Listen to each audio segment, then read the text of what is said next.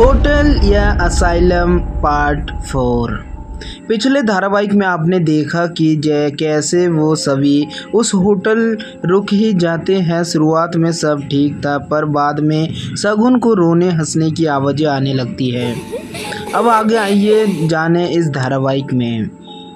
शगुन बहुत घबरा गई थी। उसने रोहन को जगाया और बोली, मेरे साथ बराबर वाले कमरे तक चलो। पता नहीं ऐसा क्यों लग रहा है जैसे कोई है वहाँ। रोहन चलने के लिए तैयार हो गया। दोनों उस कमरे की तरफ जा ही रहे थे कि उन्होंने गौर किया कि सारे लोग जो उनके साथ थे वो अब वहाँ नहीं हैं। बराबर वाले कमरे के पास पहुंचकर उन्होंने दरवाज़ा खोला और अंदर का नज़ारा देखकर दंग रह गए। अंदर कई सारी कुर्सियां रखी थी और हर एक कुर्सी पर एक इंसान बंधा था।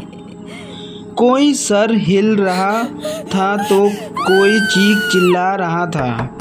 रोहन ने हिम्मत की और पूछा, आप सभी कौन हैं? इतना बोलना था कि सारे लोग जोर जोर से चिल्लाने चीखने लगे।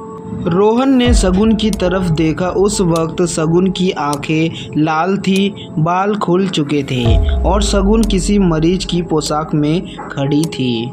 रोहन ने शगुन से कहा, शगुन तुम्हें क्या हुआ? तुम ऐसे बर्ताव क्यों कर रही हो?